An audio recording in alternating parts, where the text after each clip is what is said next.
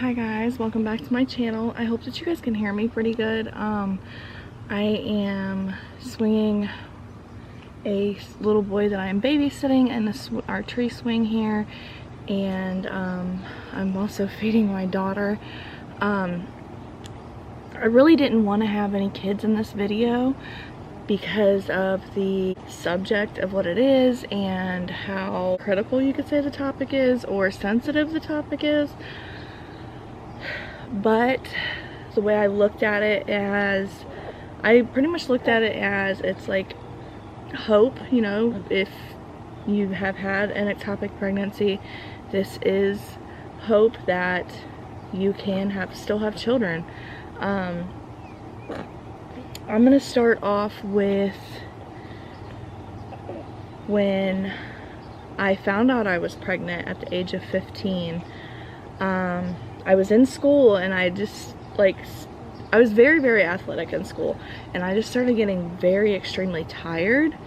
I didn't want to do anything but sleep. That's all I ever wanted to do was sleep, and that was just very unlike me. Like, I was constantly playing basketball or running or doing something, and I had noticed that, you know, I was very tired, and I would, like, in the mornings and throughout the day, I would just be really nauseous.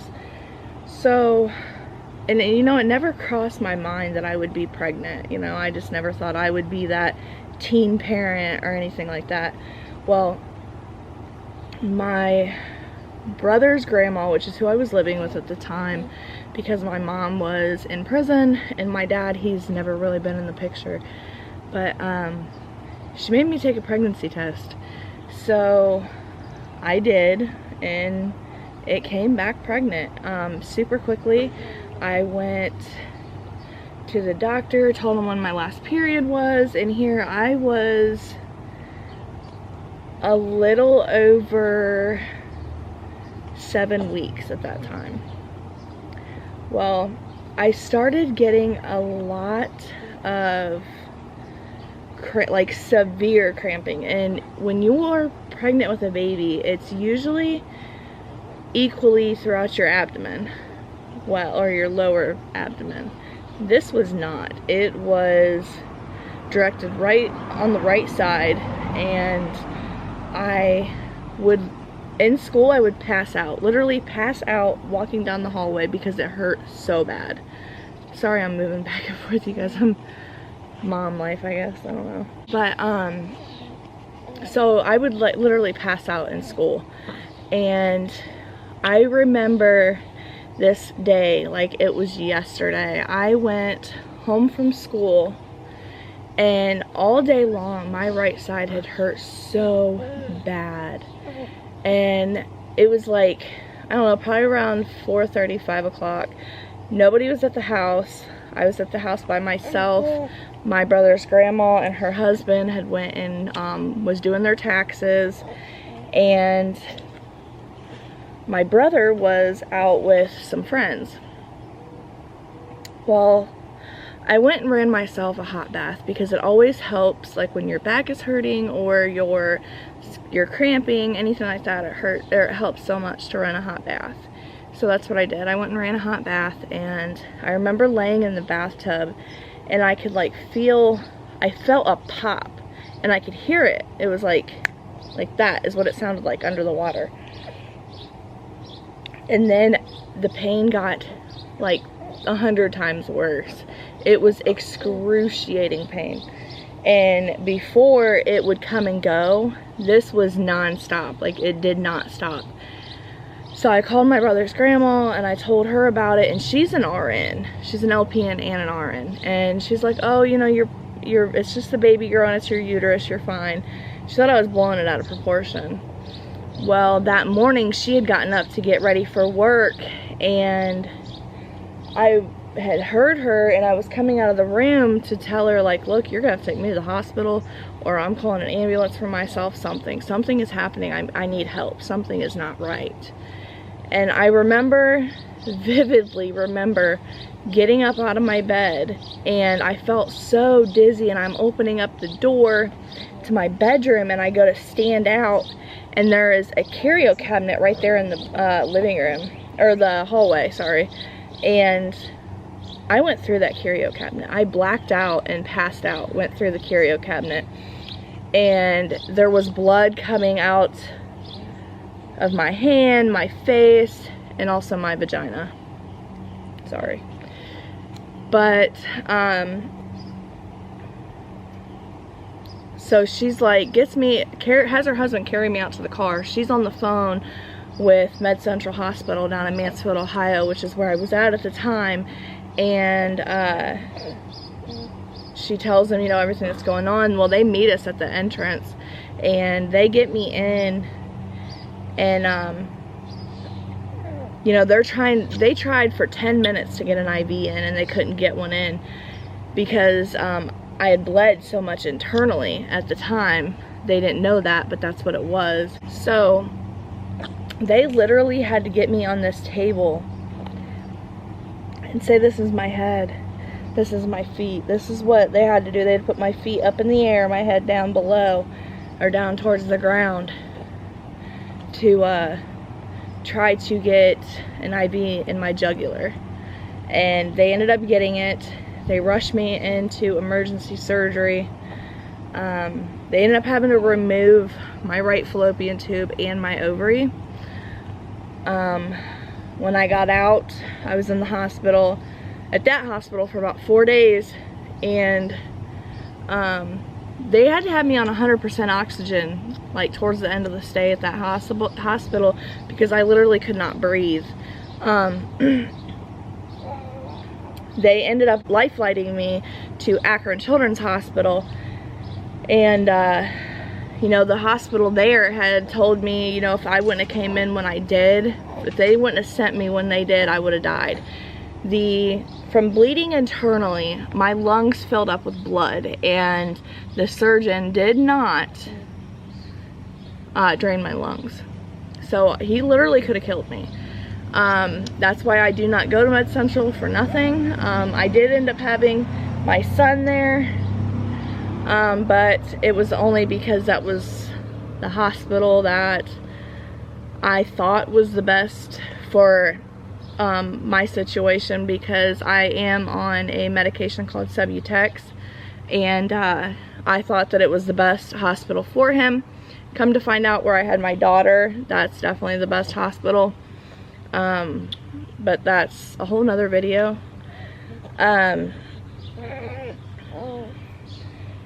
So I end up having to spend, I think I was in that hospital, Akron Children's, for 10 days before I actually got to go home. And they told me when I left that I would never have children. That's why I didn't have hope. I never had hope that I was going to become a mom. I lost all hope. 100% lost it all. But once I seen that positive pregnancy test, when I got pregnant with my son, that was the best day. One of the best days of my life. So if you are, which I would imagine if that's why you're watching a video titled Almost Dying from an Ectopic Pregnancy, or something along those lines, that you have either experienced an ectopic pregnancy or in the process of experiencing an ectopic pregnancy. I just want you guys to know the signs of it and know that there is hope. You know, I was almost 9 weeks along when my tube erupted. My tube 100% erupted, and that is probably what I felt when I was in that bathtub that night. And they wouldn't do an ultrasound until 10 weeks was when my OB at the time would do an ultrasound. That was the earliest that they would let me do it. I went to the hospital, or called in several times telling them the amount of pain that I was in, and they just kept telling me, oh, it's probably around ligament pain, or oh, it's, you know, it's your uterus stretching, and you're just not used to that. And they just kept brushing it off as that. And if I would have been older and smarter and been an advocate for myself, I probably would have an almost 13-year-old child right now, or 11-year-old, however, I don't know. Happened in 2007. You do the math. I just know that my stepson is the same age as the child that I should have had, so 13, almost 13.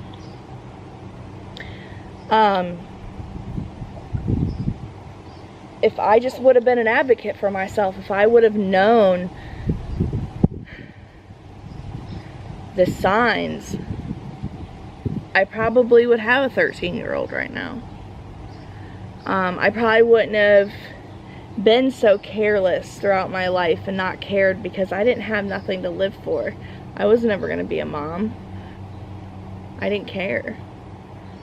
You know, all my hopes and dreams as a little girl, dreaming of your family, was, you know, torn apart, torn from me. So I thought.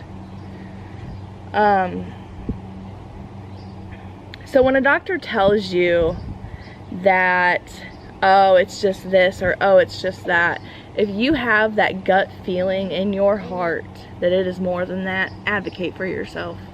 I don't care if you got to make something up and go to the hospital and get an ultrasound. That's what I did with both my kids. When I found out I was pregnant with Lincoln, and when I found out I was pregnant with her, I kept telling them that I was having pains on my left side, specifically only the left side. That I was explaining to them an ectopic pregnancy, so they would do an ultrasound before my scheduled ultrasound. That way I knew in my mind it wasn't another ectopic pregnancy, because if it was and my tube would have erupted, I wouldn't have children. I wouldn't have any more kids, because I only have one fallopian tube. So that one fallopian tube means a lot to me.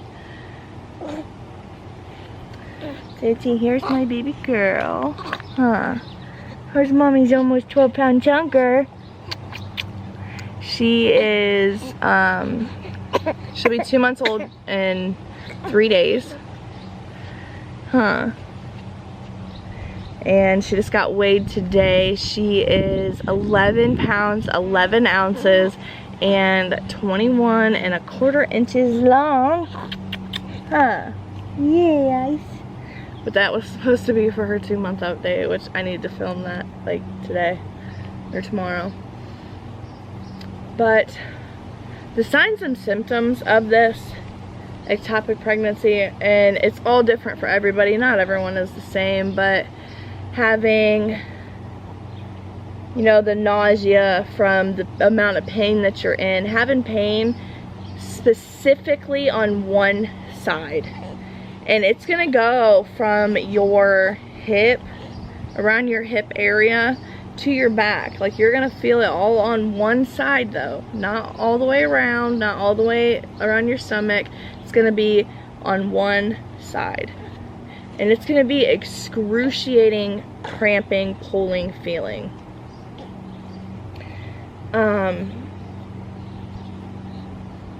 Bleeding, I didn't experience any bleeding though, but that is actually a symptom. If you're not 100% sure what an ectopic pregnancy is, which is probably something that I should have explained at the beginning of this video, it is where your baby, or I should say the embryo, attaches to someplace other than the uterus. Like mine was in the fallopian tube, and at almost, you know, 9 weeks along, that was the longest that doctor had ever seen an ectopic pregnancy last. He said usually the tube erupts before then.